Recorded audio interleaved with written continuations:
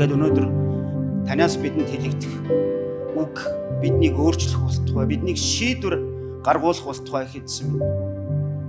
Биднийг зүрх сэтгэлээ нээлттэй байхад, сүнсээр сэрүүн, сэргэг байхад та туслаарай.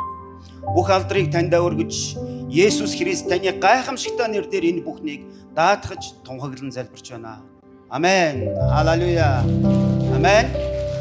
Эзэн таныг ивэх болтугай бүгдээрээ хамтдаа суудалтаа суудцгаая. За шинэ өдрийн мэнд, эзний өдрийн мэнд та нар бие биентэйгээ мэдлж амжсан уу?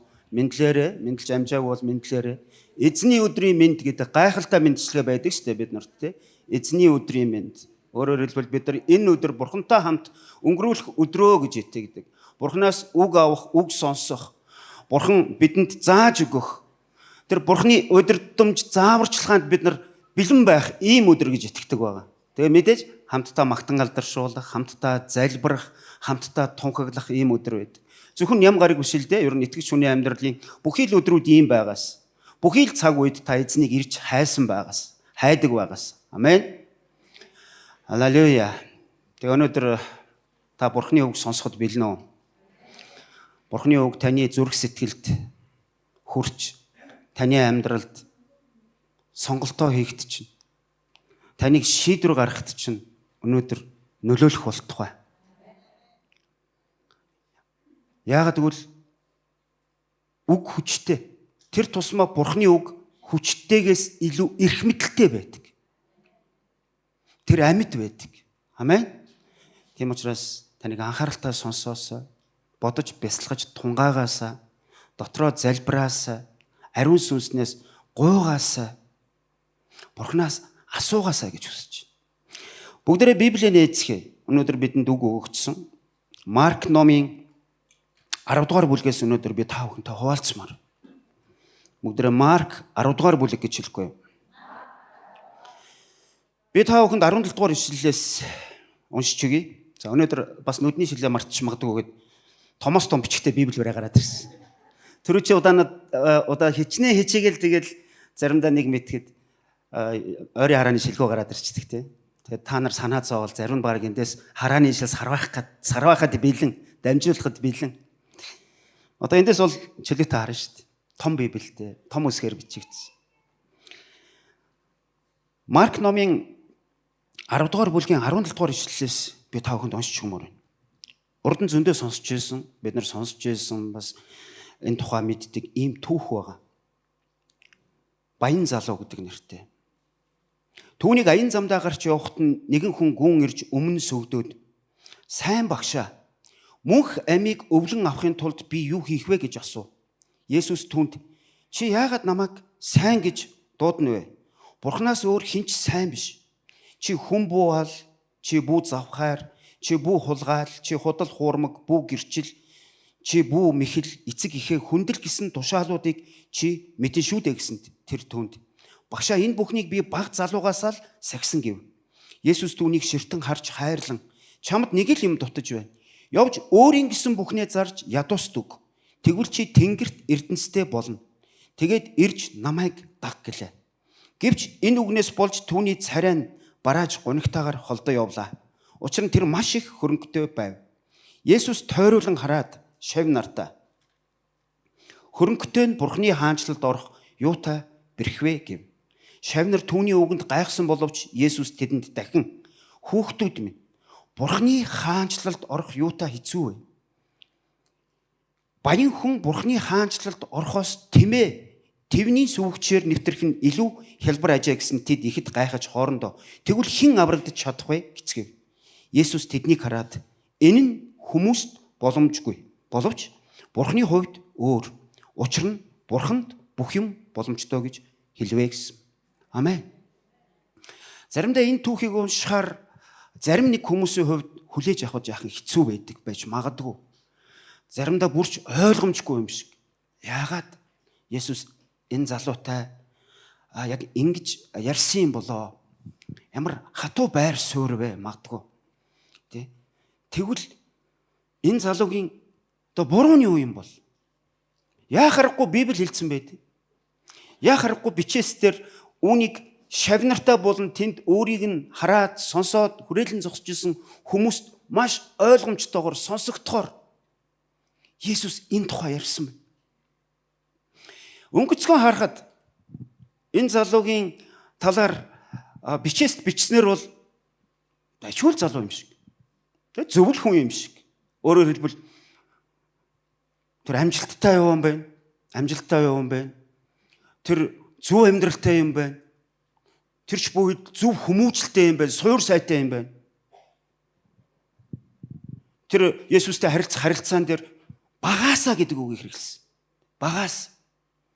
Тэр шашны талаар шашинлаг гэж хэлж бас болно. Шашинлаг өөрөөр хэлбэл итгэл үнэмшилтэй. Бичээс мэддэг. Бурхны тухай болон авралын талаар ойлголттой. Есүсийг таньдаг. Есүсийг явж байгааг хараад гүйж ирээд тэр бүр өвдөг сөвдөв гэсэн Марк номонд хэлснээр бол сайн мэдээний 3 номонд энэ залуугийн тухай байдаг л да. Баян удирдагч Лук номонд бол бүр баян удирдагч гэсэн байдаг тийм. Амжилттай яваа. Бизнесмен бидний өнөөдөр ойлгож байгаагаар бол магадгүй бизнесмен гэж хэлж болохоор баян залуу. Ийм залуугаас одоо магадгүй өв залгамжилсан байхыг үгүйсэхгүй. Тэгэхээр суур сайтай бичээсийн талаар тэр ойлголттой, тодорхой хэмжээний теологийн ойлголттой. Авралын талаар сонирхоод шүү. Мөнхийн аймыг яаж өвлж авах вэ? Есүсээс асуусан. Тэгээ бүр зогсохгүй те цаашаа би юу хийх вэ?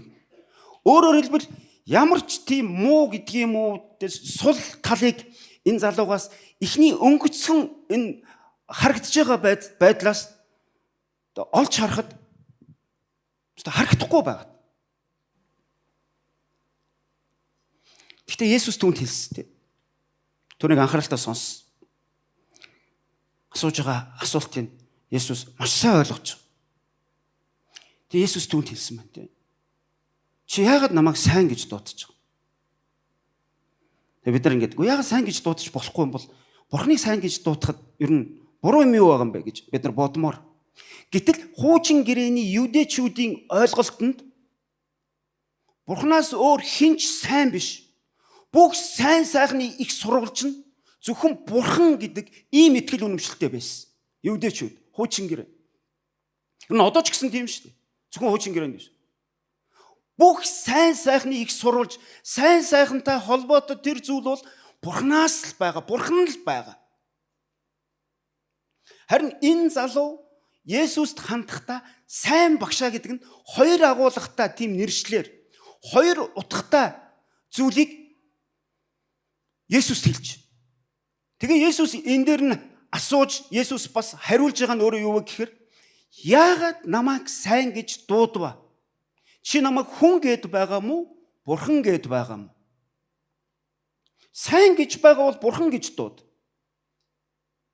Багшаа гэж байгаа бол сайн гэж битгий нэрлэл. Чи тодорхой бол. Нэг талдаа бай. Өөрөө энэ залуу юудын шашинтай, итгэл үнэмшилтэй, эцэг эхээсээ тэр одоо хуулиудыг сайн мэддэг, мэдээ зогсохгүй багаасаа сахисан гэдгийг өөрөө хэлсэн. Библиэлд. Гэхдээ энд тэр нэг юм одоо төөрмөр тийм байр суурьаар Христтэй харилцаагаа эхлүүлж.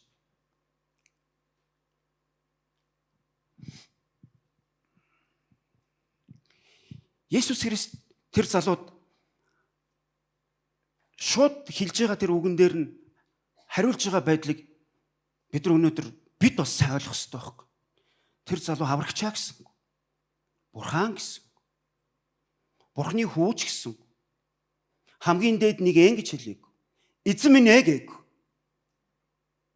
Харин тэр хоёр агуулгатай буюу юмыг яаж мэдхүү гэж байгаа юм шиг тий. Гэтэл юудэчүүдийн хувьд, юудын шашинтай итгэл үнэмшилтэй хүмүүсийн хувьд хүнийг сайн гэж хэлэх боломжгүй. Яагаад гэвэл Бурханаас өөр хинч сайн биш. Зөвхөн Бурхан сайн.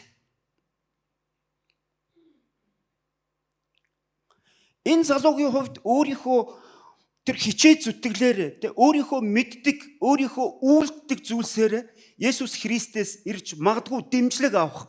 Эсвэл Есүс Христэд Бурханд тааламжтай амьдарч байгаа шүү. Таалагдсан амьдралаар амьдарч байгаа шүү гэсэн ийм үгийг сонсгож ирсэн байж болох юм. Гэхдээ тэр залуу өөрийнхөө энэ асуулттай хамт түүний асууж байгаа тэр утга агуулга нь болохоор надад юу дутагдж байгаа вэ? Чи хэрвээ ийм асуулт асууж байгаа бол тэгээ маш тодорхой зүйлийг асууж байгаа учраас тэр асуултанд нь тохирсон хариултыг Есүс өгч байна.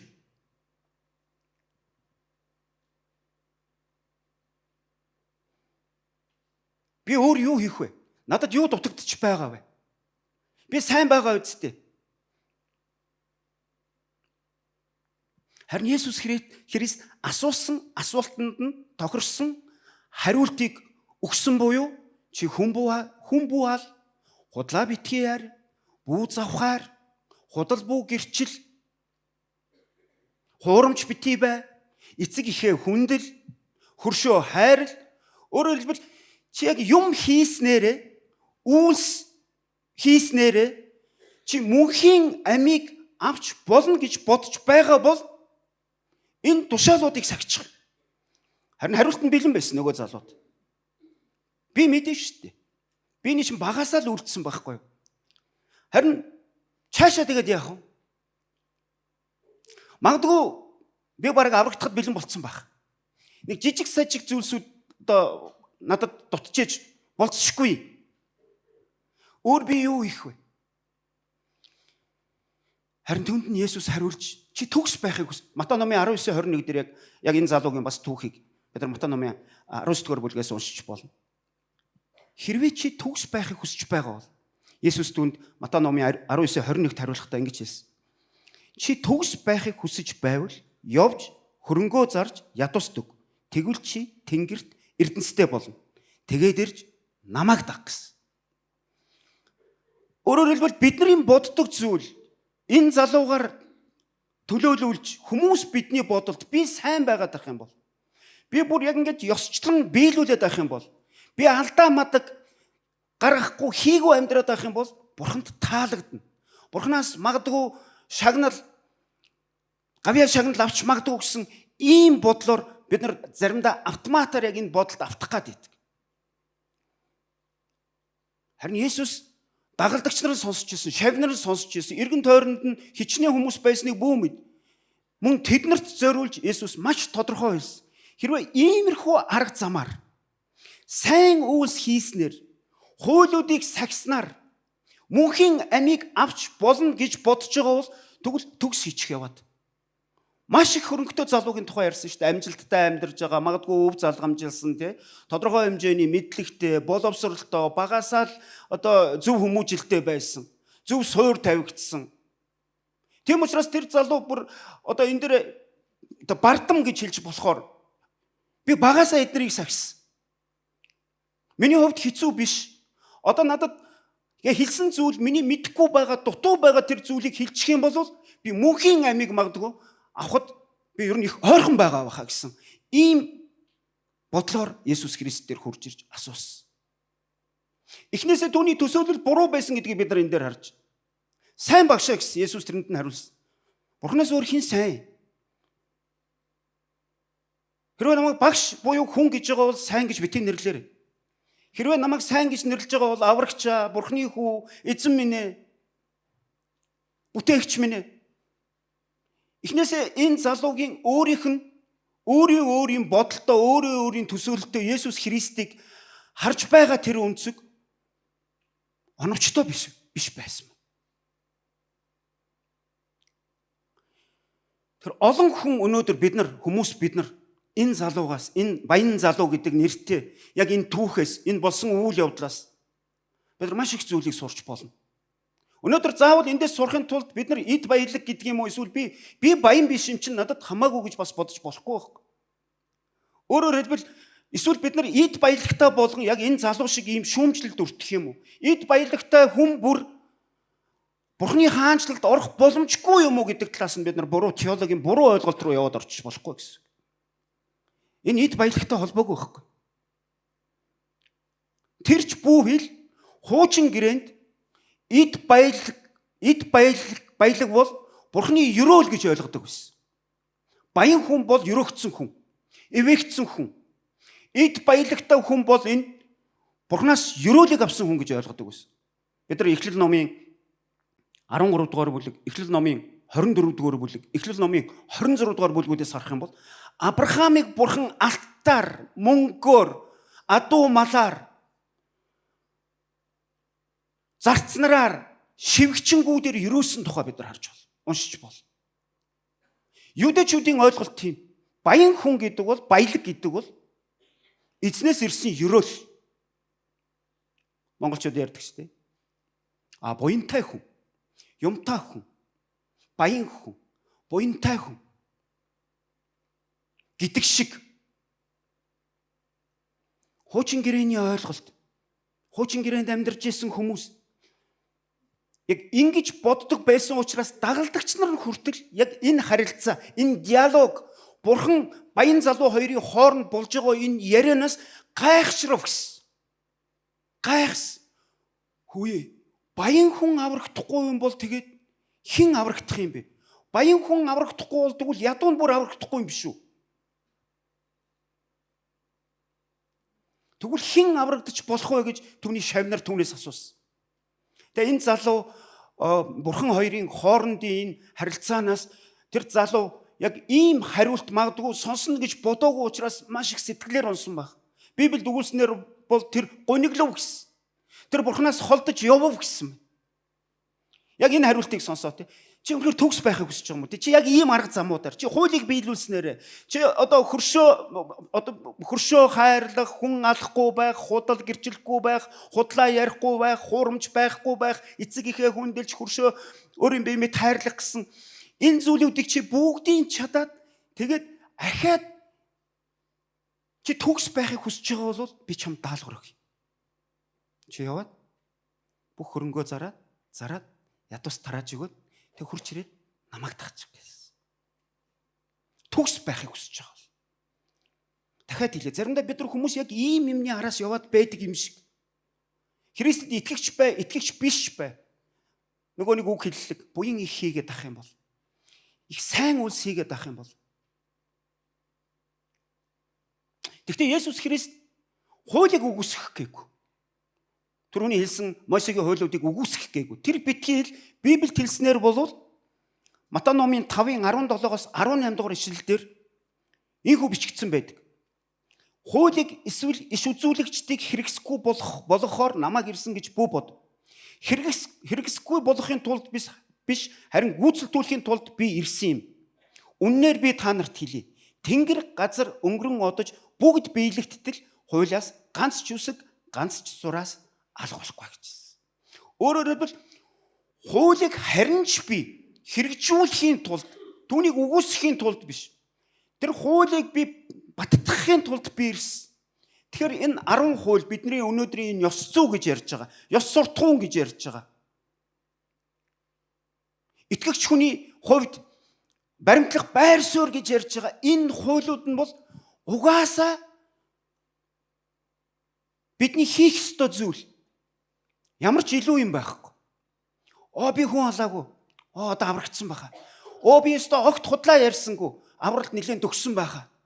Би өстө хүмүүсийг хайрлаад л байгаа. Би өстө хөршөө өөрөө адил хайрлаад л байгаа. Тэгэхээр эзэн намайг сайшаах байгаа.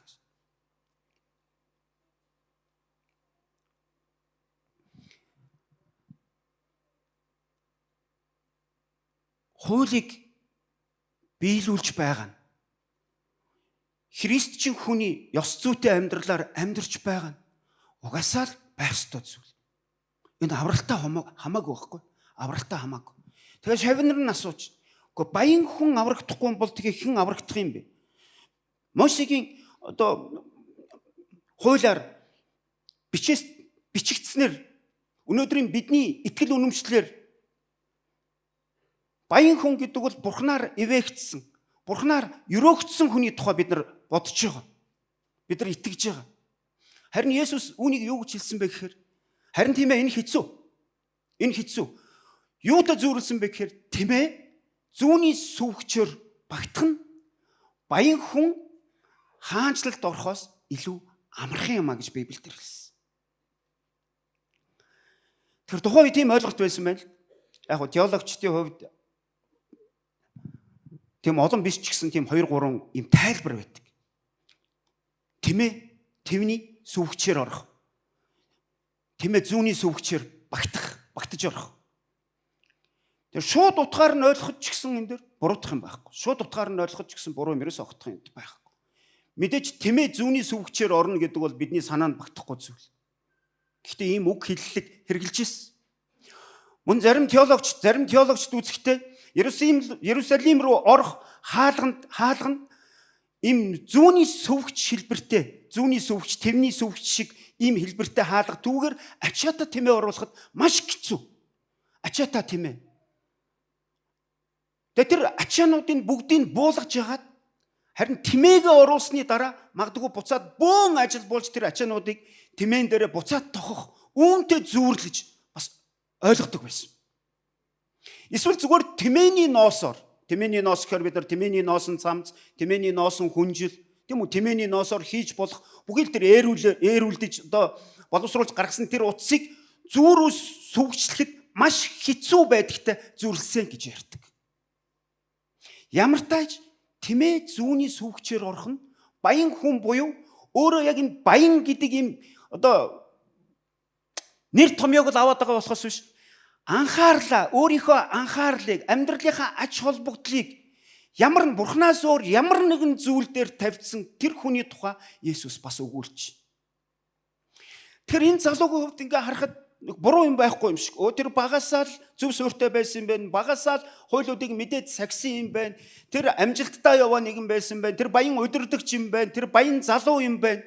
Тэр Есүсийн өмнө ирээд өөрийнхөө энэ талаар тэр эд баялагтай талаасаа бас өөрийнхөө хуйлуудыг сахин биелүүлсэн талаараа яриад зогсохгүй өшөө надад цаашгаа хийх юм байна уу гэж. Тэр хүртэл өшөө цаашгаа арга замуудыг эрэлхийлж шít. Гэтэл Есүс анханаас нь түүний ойлголтуудыг зөвшөөрүүлээд зогсохгүй тэр буруу асуулт асууж байгааг нь хэлээд байгаа байхгүй. Эхнээсээ чи тодорхой болчих.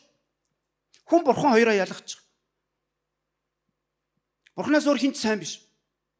Хоёрдугаар би юу хийх вэ гэдэг нь өөрөө суураараа буруу асуулт учраас Есүс яг энэ асуултанд нь тохирсон хариултыг өгч тэгээ хэрвээ тэр залуу үүнийг хүлээж авах юм бол тэр хурч ирээд өөрийг нь даахад тэр жинхэнэ мөнхийн амийн тухай зөв ойлголттой болж мөнхийн амийг өвлөн авахулна гэсэн Есүс ийм мессежийг, ийм ойлголтыг өгч. Амен. Үнэхээр бид нар энийг бодж үзэх хэрэгтэй байхгүй. Энэ залуу маань өөрөө урилгыг хүлээж авсангүй. Намайг дагсан урилгыг хүлээж авсангүй. Тэр дагалдагч байх боломжийг алдсан магадгүй. Энэ залуугийн нэр бичээс тэр бичигдээгүй. Түүний цаашны хувь тавилан, хувь заяа юу болсныг бид нар мэдэхгүй. Яг аврагдсан юм уу, аврагдаагүй юм уу бүү мэд. Бурхны хүн төрлөختнийг аврах төлөвлөгөөнд уул нь гар бие оролцож нэр нь бичигдэж, тийм ээ, сайн жишээ болох боломж байсан ч юм билүү. Харин Библиэс бид нар энэ залуу Бурханаас холдож явбаа гэдэг энэ зүйлийг л мэднэ. Тэр боломжийг алдсан. Өнөөдөр заримдаа бид нар тэгдэг. Бид салж чадахгүй, хагацж чадахгүй байгаа тэр асуудлаасаа Бурхны өмнө ирээд Бурхан түүнд арга замуудыг зааж өгөөд чи наатахаа орхи. Мөнгөний шунлаа бол, бардам зангаа хай. Чи бусдыг хайрл. Өөрийгөө битгий их дүвийлэг. Бусдыг хүмүүсийг хүн гэж тооц, бод. Гим нүглээ гимш. Харин заримдаа нөгөө буруу зуршлаа хайж чаддаг. Заримдаа нөгөө гэр бүлийнхээ харилцааны эсвэл гэр бүлийнхээ одоо тэр доктортой байж тэр үлгэр дуурайлтай амьдрах тэр амьдралаар амьдарч чаддаг. Эсвэл яг энэ баялаг гэдэг зүйл дээр, эд баялаг гэдэг зүйл дээр буруу ойлголттой байдаг. Эд баялаг, баян байж болохгүй л гэж бодоод идэг эсвэл. Ядуул байх юм бол Бурхны хаанчлалд орчих юм шиг, мөнхийн амийг өвлчих юм шиг. Баян хүнийг яг энэ баян залуу шиг Бурхан ингээд чи хаанчлал багтахгүй гэж хэлчин. Би ч гэсэн нэг жоохон юм хуримтлуулсан юм байгаа. Тэгвэл одоо би аврагдахгүй юм биш үү гэсэн ингээд тэр зүг рүү сүнсээр юмыг ойлгож тэ Бурхны үгийг яг жинхэнэ утга агуулгаар нь судалж залбирч ариун сүнснээс асуухын оронд бид нар яг юм теологийн маш буруу ойлголттой байснаас болж заримдаа сайн мэдээг буруу ярьж эхэлдэг баг. Есүс маш тодорхой тэр залуудаа ойлгосон. Хүн хизээч төгс байх боломжгүй. Хүн сайн биш. Библиэлд хэлсэн те. Би та бүхэнд Дуулал номын 14-ийн 3-ыг уншиж өгье. Тэд төөрөлдөн явж бүгд адилхан завхарцгаас сайныг үлддэг хүн алга ганц ч алга. Мөн Иремья номын 13:23-т хэлэхдээ Этиоп хүн арьсаа эрвэс толбоо өөрчилж чадахгүй. Тэгвэл мууг үлдэж зурсан чи сайныг үлдэж чадах бизээ. Өөрөөр хэлбэл Этиоп гэдэг нь хар арьстай хүний тухай ярьж байна. Эрвэс Барс гэдэг нь ийм толботой амьтан араатай амьтны тухай ярьж байна. Энэ хар арьстай хүн өөрийгөө ингээд цагаан болгож болох юм. Энэ эрвэс Барсны толбонд арилах юм уу? Яг энэ боломжгүйтэй адилхан чи сайн байх боломжгүй. Мууг үлдэж зурсан чи сайныг үлдэж чадахгүй биз дээ гэж. Ром номын 3:10-аас 18-д бас энэхүү бичигдсэн байна. Энэ нь ингэж бичигдэжээ. Зөвхт хүн алга ганц ч алга. Ухаардаг бурхныг эрен хайдаг нь ч алга. Бүгд гажиж цөмөөрөө хэрэггүй болжээ. Сайныг үлддэг нь алга. Бүр ганц ч алга. Тэдний хоолой нь онгорхоо булшим. Тэд хилээрээ зусарддаг. Тэдний уруул дор могон хор байдаг. Тэдний аманд хараал болон гашуун үг дүүрэн ажээ. Тэдний хөл цус урсахтаа түргэн. Тэдний замд сүрэл ба гайхамшиг бий. Тэд амар амгалангийн замыг эс мэднэ. Бурхнаас эмээх нь тэдний нүдэнд үгүй гэж хэлсэн. Энийг бид нар Библийн үг биш гэж хэлж чадахгүй шүү. Библиэлд хүний талаар ингэж хэлсэн. Тийм учраас Бурхнаас өөр хинч сайн биш гэдэг үг үнэхээр бодтой бөгөөд энийг Есүс хүртэл энэ залууд хэлэхдээ бидэнд өнөөдөр хандж хэлж байгаа байхгүй. Чи сайн байх гэж хичээх нь. Чи хуулиудыг сахиж байгаа сайн хэрэг гэхдээ энэ бол мөнхийн амийг авах төгс шийдэл биш ээ. Бүр яг ингэж төгс ийм арга замаар мөнхийн амийг авч болно гэж итгээд байгаа бол энэ залууд яг хэлсэнчлэн чи өнөөдөр яг тэр фокуслж байгаа. Чи ач холбогдол өгж байгаа. Чи тэр зуураад байгаа. Чи тавьж явуул чадахгүй байгаа. Тэр зан чанар, тэр харилцаа хандлага, тэр баялагын талаарх, эд хөрөнгөний талаарх ойлголт, хүмүүсийг хайрлах, гим нүглээ гимших, Бурхныг дагах энэ ойлголтнууд дээр чи төгсрөөтөх. Намайг даг. Тэр арга замыг хэлж өгч байгаа байхгүй. Чи хараагандаа яг ойлгохгүй байгаад байна. Гэхдээ шууд тэрийг чи буруу, чи яв, чи ингэдэггүй байхгүй, ингэж аврагддаггүй байхгүй гэж Есүс хэлээгүй. Зүгээр тэр ирсэн тавьж сонирхож ирсэн асуултанд нь тохирсон хариултыг л өгсөн. Хойлоодоо биелүүлээрэй гэсэн. Надад юу дутуу байна? Би юу хийх вэ гэж хүрээд ирсэн байхгүй. Надад юу дутуу байгаа юм бэ? Би юу хийх юм бэ? Би мундаг байгаа биз? Таныг энүүгээр явж байгааг хараад түрээд ирлээ. Гэтэ таныг бас бурхан гэж яриад байт юм бэлээ. Гэтэ багшаа гэд дутцсан. Тэгсэн мөртлөө сайн гэд нэрссэн. Тэнгүүд хэрвээ чи яг ингэж тэгвэл хуулиудыг биелүүлчих гээд гэсэн. Би бүгдийг багаасаа би бүгдийг мэдэх байтугай би сагсан. Цаашдаа ч гэсэн яг надад дутуу байгаа жижиг сажиг эсвэл аахар сахар тиймэрдүү зүйлүүд байвал надад хилээд өгчих юм бол магадгүй миний анзаарахгүй үлдсэн тэр зүйлүүд байвал би тэрийг хийгээд ингээд мөнхийн амийг олж авахд би бэлэн болсон юм шиг байна. Болох юм шиг байна. Ойлгож байна уу те? Яг энэ залуугийн хандлага өнөөдөр магадгүй биднэрт байж болох юм шүү дээ. Мөнгөтэй ч бай, мөнгөгүй ч бай, баян ч бай, ядуу ч бай, эрэгтэй бай, эмэгтэй бай, хөгшин бай, залуу бай, хамаагүй. Есүс хэлэхдээ зааж окей. Угаасаа чи ингэж нэг юм теологийн буруу ойлголттой явдаг шиг байна. Тэгвэл чи би чамд нэг даалгавар өгье. Чи яа хөрөнгөө зарч. Өнөөдөр тэр маш их хөрөнгөтэй байсан, тэр маш их хөрөнгөн дээр нь тэр залуугийн хувьд бол тэрнээсээ хагацж салж чадахгүй. Яг тийм амьдралын хэв маягтай тэр хүнд яг имзэг сэдвлүү нь олоод хэлэнгүүт. Чи тэгвэл арх ухаа бол. Сүмд явж байгаа арх ууж болохгүй ш. Сүмд явж байгаа хүчрхийлж болохгүй ш. Сүмд явж байгаа ихнэрээ зодож болохгүй ш. Сүмд явж байгаа өр хөвгтөдтэй буруу үлгэр дуурайлттай байж болохгүй ш. Чи бардам зангаа бол дандаа би гэж ярьдгаа бол. Би мундаг, би дуулдаг. Би үйлчилдэг, би өргөдөг. Чи наатахаа бол. Би чам зааж өгнө, намайг даах. Миний дагалдагч бай, би чамайг урьж байна. Заримдаа бид нар энэ урилгыг хүлээж авдаггүй байхгүй.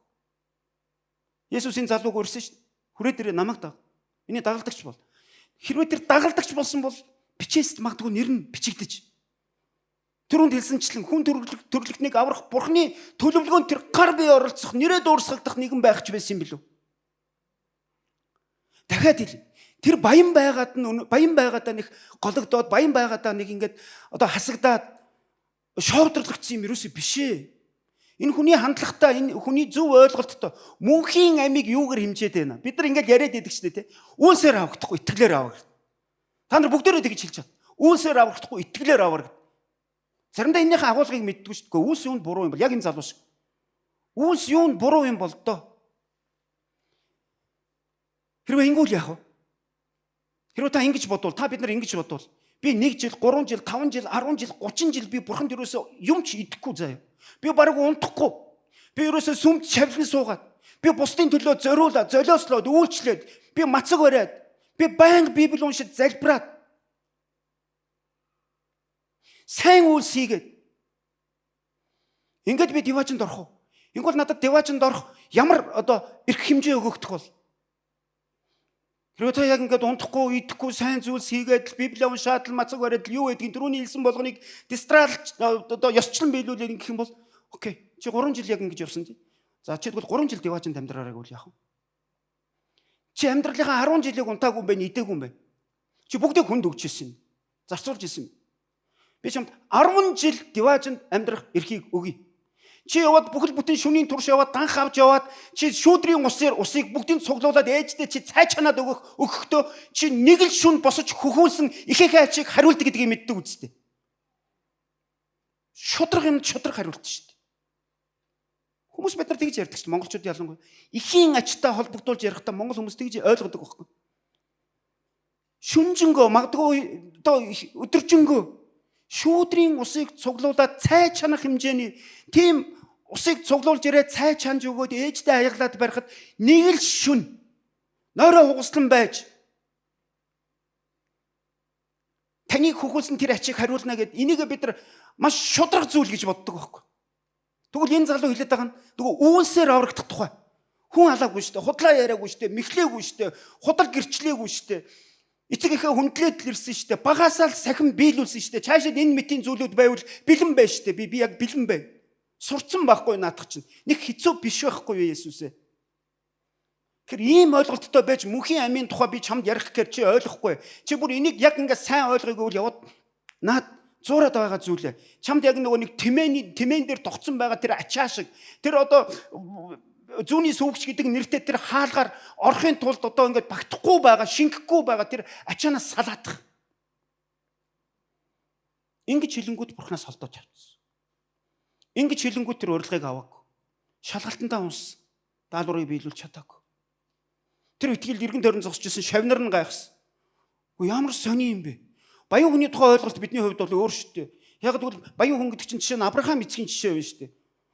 Авраам эцгийг бурхан алт мөнгөөр өрөөсөн, Авраам эцгийг адуу мал сүргээр өрөөсөн, эд баялаг эд хөрөнгөөр өрөөсөн тэр үтгийг зарц шивгчин хэрэгцээтэй бүхнэр Библийн Эхлэл номын 24-ийн 1 тэлхтээ Авраам нас өндөр болсон ч эзэн бүхий л талаар нь түүнийг өрөөвөө гэж хэлсэн.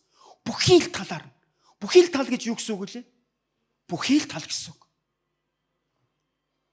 Тэр тусмаа алт мөнгө, эд баялаг, эд хөрөнгө бүхий л талаар хэрэгцээтэй бүх энэ материалын хэрэгцээ бүхнэр нь бурхан Авраамыг ирүүлсэн. Тэг шавнар гайхаад байгаа байхгүй.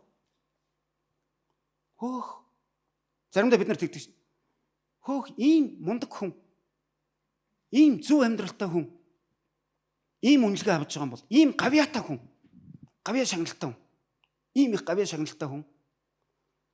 Эзнээс үнэлгээ авч чадахгүй бол тэгээ хин гэж. Тэгээ асуугаад байгаа юм тэр ихгүй юу? Тэгвэл хин юм бэ? Тэгвэл хин аврагдчих чадах юм бэ? Ямар хэцүү юм бэ? Харин тийм ээ хэцүү. Тэмээ зүүнний сүвгчээр ингээд орж морох тэр мөрөнтэй зүүрлэхээр ингээд хэцүү байгаа биз?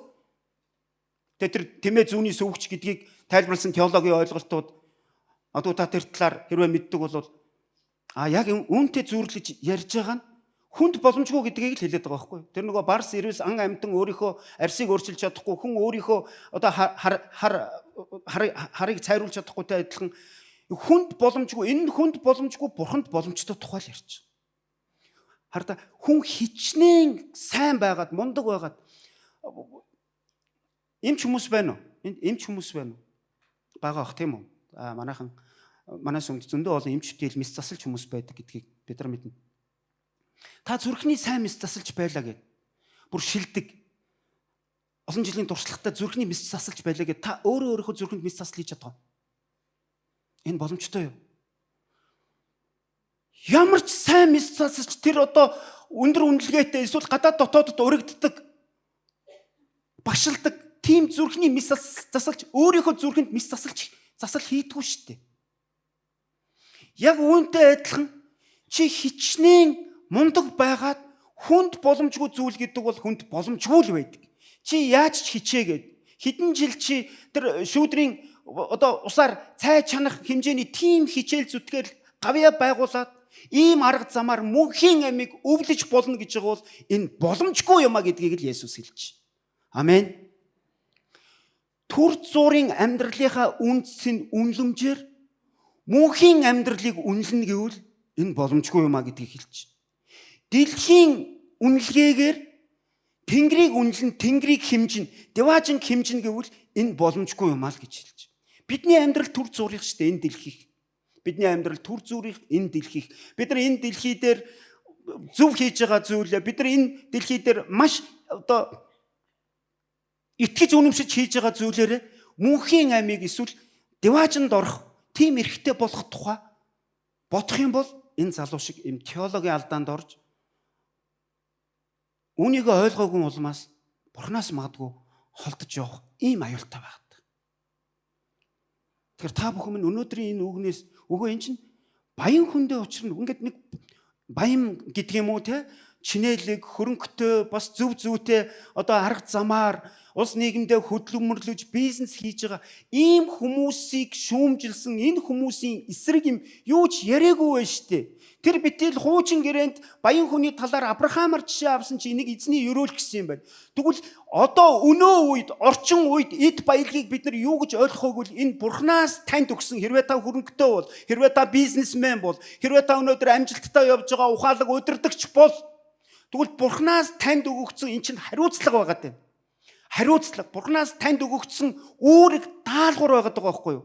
Ямар үүрэг даалгавар юм бэ? Баруун солгоогүй цацааж өрөнд харан хий гэсэн үг үү? Үгүй. Өөр үүрэг даалгавар. Ухаалаг зарцуулж эзний алдрын төлөө амьдрах. Ухаалаг зарцуулж үүнийг эзний алдрын төлөө ашиглах, талархах. Энийг бид нар ерөөл гэж. Энийг бид нар ивэл гэж байгаа.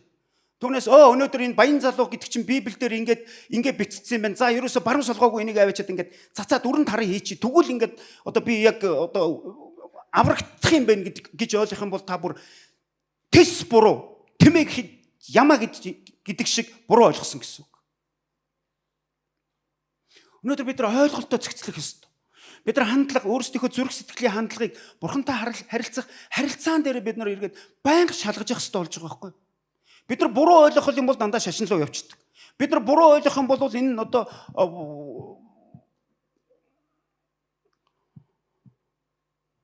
юу гэдэг вүлээ нөгөө буруу урсгал болчихдог. Шашинлаг, буруу урсгал, шүтэн, зан үйл болоо явчихдаг. Хүмүүс биднийг өнөөдөр энэ дэлхий дээр амьдарч байх хугацаанд биднийг ингэж мунхруулах гэсэн. Хүмүүс биднийг энэ дэлхий дээр Бурхантай танилцж, Бурханы сайн дагалдагч, Бурханаар жинхэнэ хайрлагдсан хүүхэд гэдгээ мэдхийн эсрэг байнга муу ёрын сүнс ажиллаж яадаг. Заримдаа хүмүүс хүнийхээ эсрэг ажиллаж яадаг, хүн хүнийхээ эсрэг ажилладаг. Заримдаа бид нар өөрөөсдөө хорлож яадаг. Юус ажиллаад л байх ёстой, ажиллаад л байх ёстой. Мөнгө л олох ёстой, илүү их юмтай л болохыг л хүн энэ амьдрал дээр өмнөө тавих ёстой. 10 жилийн сургууль гэж ярьдаг те 12 дугаар анги төгсдөг. 6 настайгаас 7 настайгаас ороод 12 дугаар анги төгсдөг. Ингээ 12 жил минь яваад гисэн. Дараа нь ахаад нэгээс 2-2-оос 3 дээд сургууль төгсдөг. Энэ юуны төлөө юм бэ? Сайн ажилтаа болохын төлөө. Илүү орлоготой ажил хийхин тулд хэл сураад л байдаг. Дээд сургуулиуд төгсөөд л байдаг. Олон диплом, сертификат олон газараас үнэлгээ аваад байдаг. Эцэст нь энийг ингээд бодох юм бол логикоор бодох юм бол бидний магадгүй тархийг муу ёрийн сүнс угааж биднийг Бурханы анханаас нь хүнийг бүтээсэн зорилгоос нь гажуудуулж, форматлж, компьютероор бол форматлж, өөр програм уншуулж хүнийг малтай адилхан болгох гэж оролдож байна шүү дээ. Мал юуны төлөө амьдардаг юм? Мал идэхийн төлөө л амьдардаг. Хоол идэж уушныхаа төлөө л мал гэдэг юм уу, араатан гэдэг юм уу, амтэн явж идэг. Харин муу ёрийн сүнсний зорилго яг хүнийг малтай адилхан тэгж сэтгүүлж, ойлгуулж чи ерөөсөө мөнгө олохын тулд амьдрах хэрэгтэй. Чи илүү их орлоготой, илүү их ашигтай тийм ажлын байр, Тийм амжилтанд хүрэхийн тулд чи энэ дээд сургуулиудыг төгсч чи тийм олон дипломуудыг хөрөмтлүүлж чи ийм одоо гадаад орны хилүүдийг эзэмших ёстой. Гэхдээ эний чинь жилээр нь тооцох юм бол бидний амьдралын маш их цаг хугацаа явцсан байж байгаа. Маш их цаг хугацаа.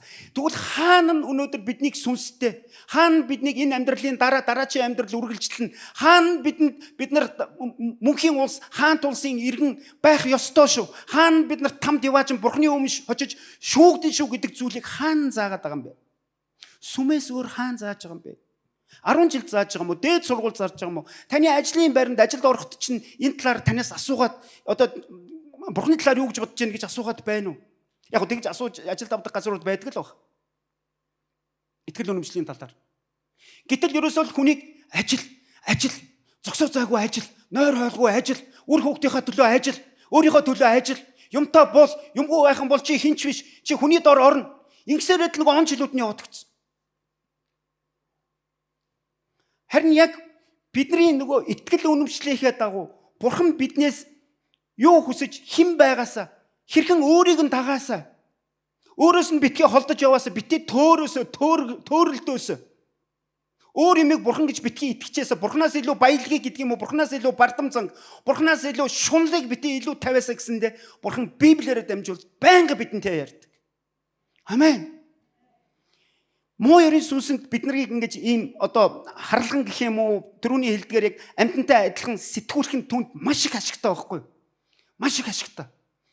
Хэрвээ бид нар үннийг мэдчих юм бол, хэрвээ бүх хүмүүс энэ хорвоо дэлхий дээр байгаа энэ хүн төрлөختөн үннийг мэдчих юм бол, би сүнстэй юм байна, би Бурханаар бүтээгдсэн юм байна, би хайрлагдсан юм байна, миний төлөө Есүс Христ амиа өгсөн юм байна, миний төлөө Есүс Христ дахин амьлсан юм байна. Өнөөдөр Бурхан намайг дуудаж байгаа юм байна, Есүс намайг дагалдагчаа бай гэж байгаа юм байна. Бурхан намайг хүн байгаараа, хүмүүсийг хайрлаараа, Бурхан намайг хуулиудыг биелүүлээрэ, хуулиудыг битгий орхигдуулаараа гэж байгаа юм байна. Бурхан намайг эрх чөлөөтэй байгаараа, амар тайван байгаараа, баяр хөөртэй байгаараа, аз жаргалтай байгаараа гэж хүсэж байгаа юм байна. Гэтэл өнөөдөр нийгэм буюу нийгмээр дамжуулж бузар сүнс бидний тархинд ямар програм уншуулдаг вэ гэхээр аз жаргал баяр хөөр чинь мөнгнөөс ирдэг. Чи мөнгөгүй бол хинч биш. Эд баялагтай бол тэр хүн аз жаргалтай ч гэдэг юм. Эд хөрөнгөний талаар иймэрхүү ойлголтыг нийгэм харамсалтай нь дэлхийн нийтээрээ баг ингээд програм уншуулсан. Муу ёрийн сүнс биднэрт үннийг мэдүүлэхийн эсрэг үргэлж ажиллаж идэг. Муу ёрийн сүнс бидэнд үннийг мэдүүлэхийн эсрэг үргэлж ажиллаж идэг. Тэрэнд энэ ашигтай. Хэрвээ бид нар үннийг мэдчих юм бол, хүмүүс олноороо үннийг мэдчих юм бол арх тамхи авахаа болчихно. Хар тамхинд масуурхаа болчихно. Пив дарс авдаг тэр гүйлгээ багасчихно. Эротик порнограф тэр хүнийг аваач завхруулдаг, занхруулдаг, гэр орноос нь холдуулдаг, бэлгийн харилцаа гудамжинд гаргадаг. Тийм зүйлүүдээр ашиг олдог байсан бузар сүнс, тийм зүйлүүдээр ашиг олдог байсан муу ёрийн сүнсний гар хөл болсон хүмүүс орлохгүй болно гэсэн үг. Олноор хүмүүс бид эцэст нь шүүгдэнэ, бид эцэст нь сүнсээр амьдрах болно, бид эцэст нь Тэнгэрт мөнхийн улсад мөнхийн амийг өвлөж авахын тулд энэ дэлхий дээр ч гэсэн ёс зүйтэй амьдрах ёстой гэсэн энэ үннийг мэдүүлэхийн эсрэг ажилтдаг. Тэгээд дайн байлдаанаар дамжуулж, цар тахлаар дамжуулж, байгалийн үзэгдэл гамшиг, хүмүүс бие бинийгээ үзэн ядах, алан хядах, хоморглон устгах энэ байдлаар дамжуулж Бурханаас холдуулж Бурхан дээр очих хүмүүсийн тоог цөөрүүлж идэг. Муу ёрийн сүнс. Өнөөдрийн түүх биднийг битгий энд автаараа л гэж хэлж байгаа. Өнөөдөр чи харж байгаа магадгүй зөв гэж бодож явж байгаа. Амьдралд чамд Бурханаас илүү болцсон тийм чухал зүйлүүдээс ингээд салах нь хэцүү байгаа ч гэсэн Бурхан туслахыг хүсэж байна.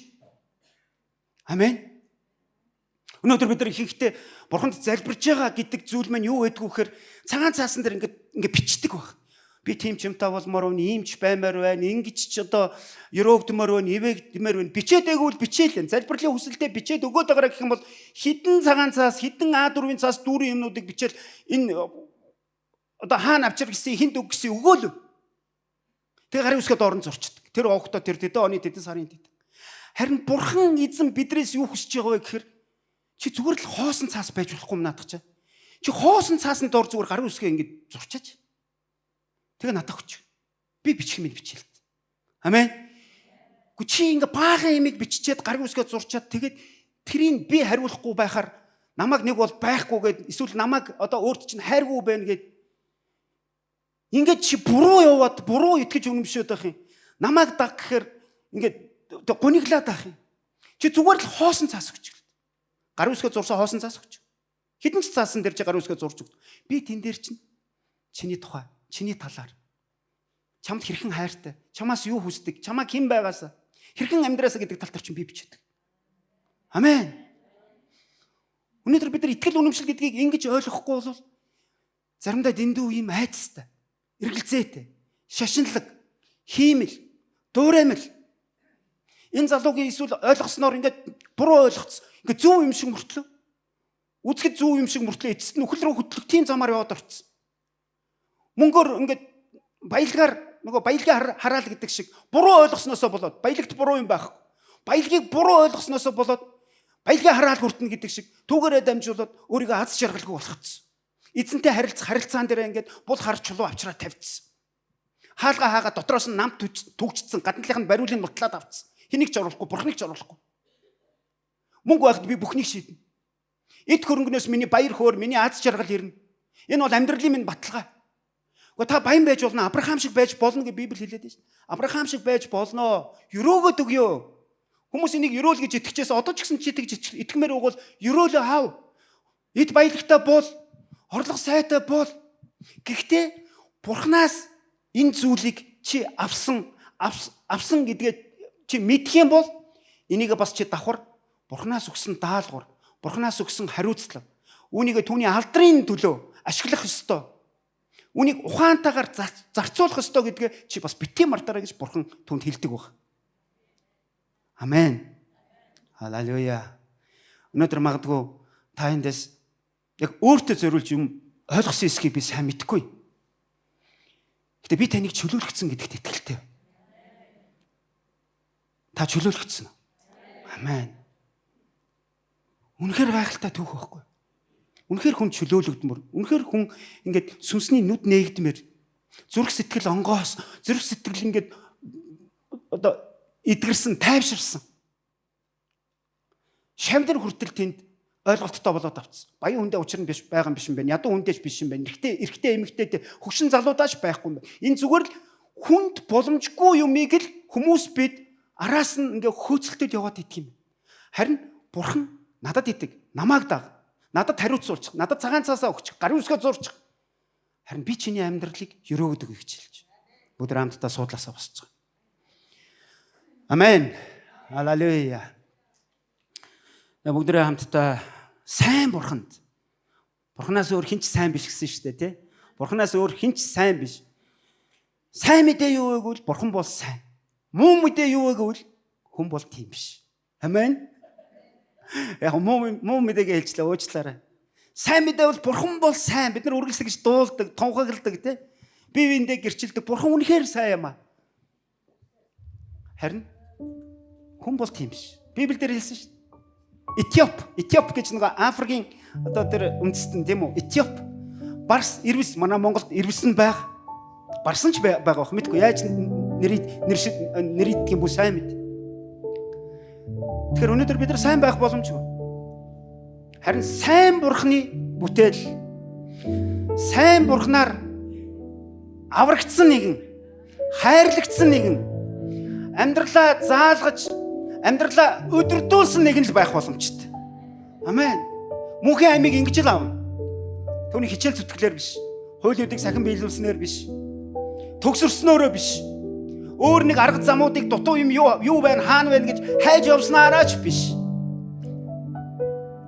Тэгэхээр би таныг энэ өдрөөс эхлээд хэрвээ та яг энэ амьдралынхаа магадгүй өнөөдөр тулж яваа зүйлийг бодож байгаа бол та үүнийхээ төлөө залбираасаа гэж танаас хүсэж байна. Амен. Үүнийхээ төлөө залбираас бүгд хамтдаа залбирая. Халелуя. Их эзэн минь танд баярлалаа. Энэ өдөр дахин өөрийнхөө үгээр үг сургаалаарай. Дахин өөрийнхөө ариун сүнсээр эрх мэдэлтэй амьд үгээрээ биднийг өөрчилсөн. Бидний зүрх сэтгэл хүрсэн танд баярлалаа. Эзэн минь бид яаж хичээд зүтгээд бид ямар ч олон хуулиудыг дистратлан сахин биелүүлээд эзэн минь бид нар Бурхны талаар биш өөр зүйлсийн талаар эд баялаг мөнгөний тал дээр ч гэдэг юм өөрийнхөө бүх анхаарлаа хандуулсан бүхий л ач холбогдлуудыг өгсөн тэр зүйлсүүдийг таны өмнө авчрахгүйгээр таны өмнө авчирч би өөрөө таны дагалдагч болохгүйгээр өнөөдөр эзэн таныг сайн таньж мэдэхгүй гэдэг.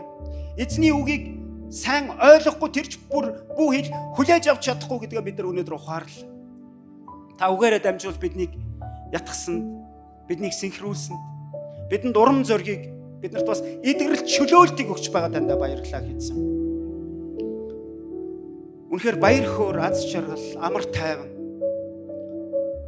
Бүхий л сайн бүхнийг сурвалж нь та өөрөө билээ. Та сайн бурхан. Та итгэмжтэй бурхан. Та хайрын бурхан. Та аврагч бурхан эзэн минь. Бид өнөөдөр таныг хүн гэж дуудах боломжгүй. Та хэдийгээр 100% хүн, та 100% бурхан байсан ч гэсэн өнөөдөр та бол бурхан. Та мөнхийн амийг өгөгч. Та биднийг аварсан цорын ганц нэгэн билээ. Та дээдийн дээд хаадын хаан эзэн билээ. Тандаа баярлалаа бидэнтэй хамт байдагт. Өнөөдөр биднийг та удирдсан ариун сүнсээрээ дамжуулан энэ цагийн турш удирдах биднийг ерөөсөнд баярлалаа эзэн минь. Таны хайр инэрл, таны уучлал нэгүсэл талархаж байна эзэн минь. Таны эдгэрэл чөлөөлөлтөнд талархаж байна эзэн минь. Бид танийгаа магтахыг хүсэж, бид танийгаа хүндлэхийг хүсэж. Өдрөө эзний хүндэлцэх.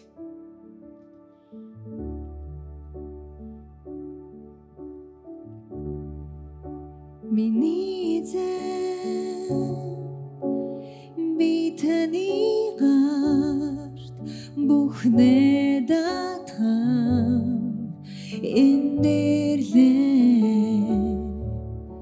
Миний амьдрал зөвхөн таны гарт би их эзэмэн би таны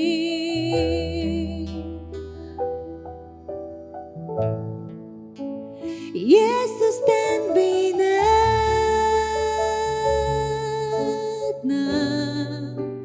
Иесус би зөвхөн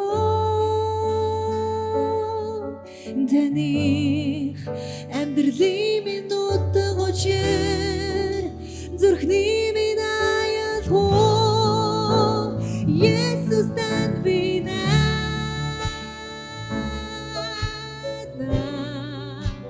Иесус би зөвхөн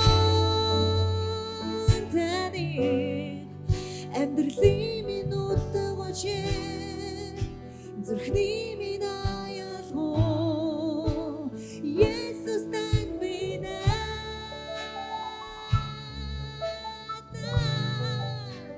Иесус би зөвхөн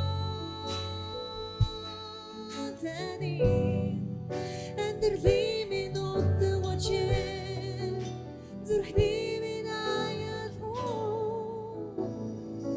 таны хөндлөө. Их эзэн минь тандаа маш их баярлалаа. Дахин таны нэрийг алдаршуулж, таныхаа нэрийг тунхаглаж. Та миний амьдралд байгаагийн төлөө, бидний амьдралд байгаагийн төлөө өөрийн амийг золиослон байж, өөрийн амийг үл хайрлан биднийг аварсанд үнэхээр талархаж байна гэсэн минь. Бидэнтэй үргэлж хамт байдаг. Ариун сүнсээр өдөртөн чиглүүлдэг, зааж өгдөг. Таны хайранд баярлалаа. Та алдаршаарай эзэн. Бидний үйлчлэлээр, бидний амьдралаар, бидний сонголт шийдвэрээр танаас ирсэн, танаас үнгүй өгсөн тэр хайраар бусдыг хайрлах тэрхүү хайраас та алдарш болтугай эзэн. Та алдарш. Өнөөдрийн төлөө баярлалаа. Бүх алдрыг таньдаа өргөж Есүс таны гайхамшигтай нэрээр талархан залбирлаа. Амен. Халелуя. Амен. Өдөр хамтдаа өргөд эзний заасан залбирлаар залбираад энэ өдрийнхөө цуглааныг өндөрлөцгөө. Тэнгэрт бидний аава. Таны алдар ариунаар дуурсдаг. Таны хаанчлал ирдэг. Таны таалал тэнгэр чигээ газарт биелдэг. Бидний өдөр тутмын хүнсийг өнөөдөр бидэнд хайрлаач. Бид өртөнгүүдээ уучлсны адил өөрсдийн минь өрийг уучлаач. Бидний уруу дадлаханд бүү автуулаач. Ёрын муугаас гэтлгээж хаанчлал, хүч чадал, алдар суу мөнхөд таних Есүсийн нэрээр амен. Халелуя. Халелуя.